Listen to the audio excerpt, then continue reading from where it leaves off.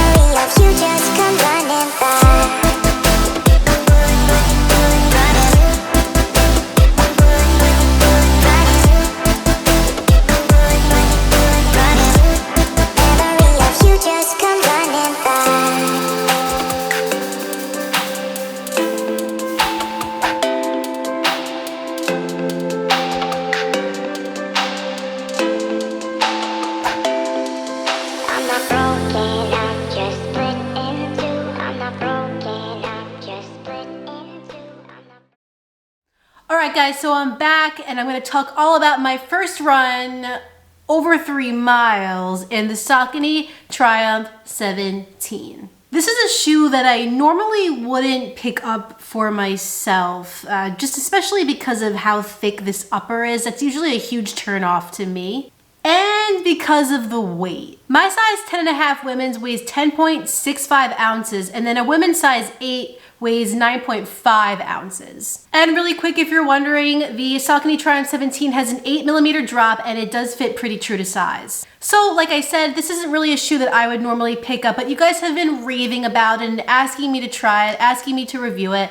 So I picked up a pair with my own money and we're gonna do this. As always, my opinions are my own, my thoughts are my own, and nobody is telling me what to say about this shoe. Anyway, despite the upper and despite the weight, this is one of my favorite daily trainers that I've tried in a really long time. In fact, it's probably my favorite trainer since the New Balance 1080 V10, which I happen to have right here. How convenient, hi. So we're gonna get into right now why this is one of my favorites, and then we're gonna compare it a little to this guy right here, the 1080 V10. All right, so let's get started. For the midsole, Saucony is using their brand new material called PWRRUN Plus. And let me tell you, it is really nice. It looks like Adidas Boost and it sort of feels like Adidas Boost, but I would argue that it's even better. It's a TPU bead-based foam instead of traditional EVA, so it feels soft but also springy with every step.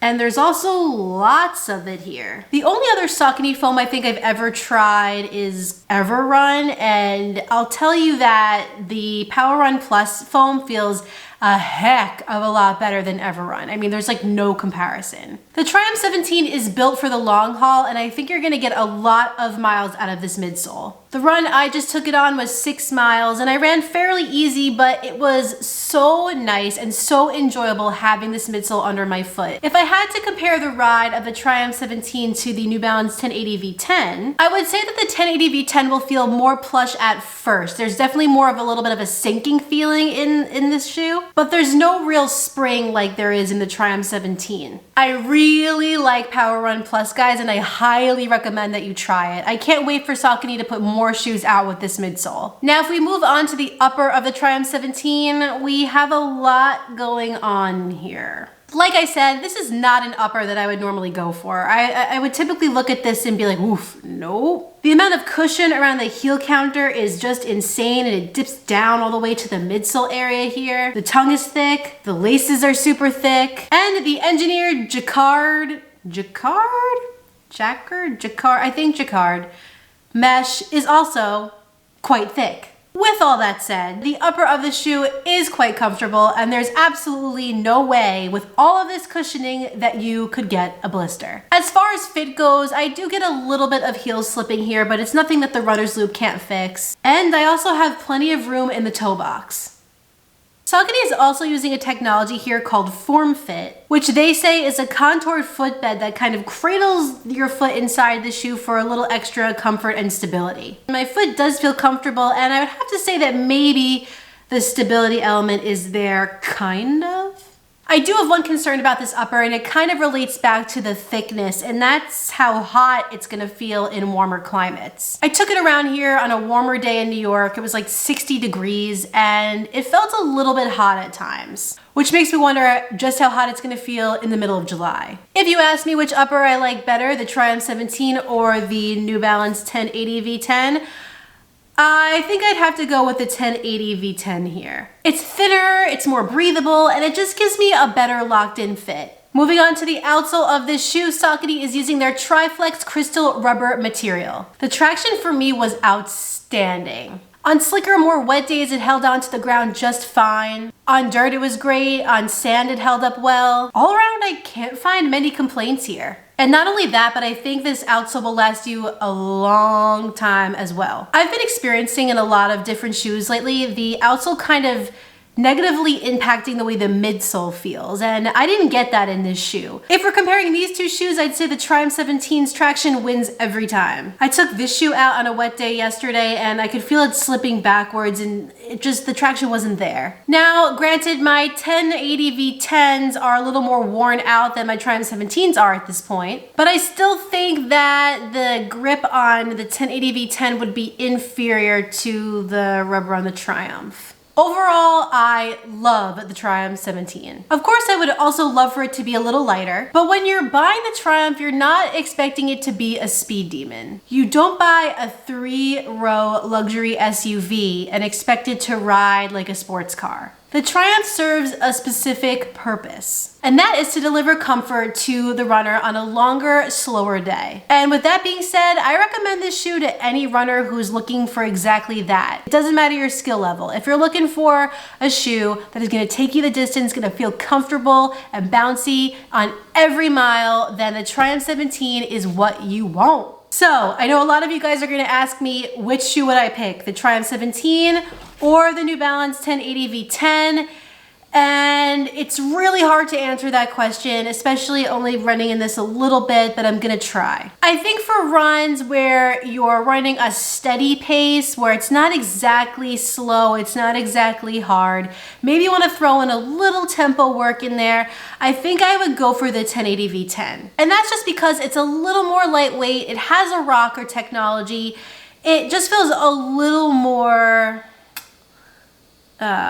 slim, I guess you could say, than this guy. But for longer, easy runs, where you're just chugging along and you need a midsole that's not going to deteriorate with higher mileage, then the Saucony Triumph 17 is a no-brainer. And with that, I'd like to thank the 1080 V10 for participating in today's video. Okay, bye-bye, thanks. The Triumph 17 is $150 on runningwarehouse.com, which to me makes sense. It sounds like a lot of money, but you're kind of getting what you're paying for here. You have a pretty luxurious upper, luxurious feeling midsole, and a lot of traction. So $150, all right, kind of justified. But if you use my coupon code RUNHELLER in all caps, you can get 10% off of that, and then this shoe is even more justified for the price. So if you want to pick it up, scroll down to the description of this video, click that Running Warehouse link, and pick up your own pair. It is an affiliate link, which doesn't mean much for you. It just helps out my channel, which I always appreciate, guys. That concludes my first run impressions of the Saucony Triumph 17. If you enjoyed this video, please like it down below and subscribe. And when you're done with all that, hit that notifications bell down below so you can be alerted every time I upload a new video. I have another video for you guys next week, but in the meantime, get out there, socially distanced, of course, get on the grind, and don't forget to run like Heller. See you next time.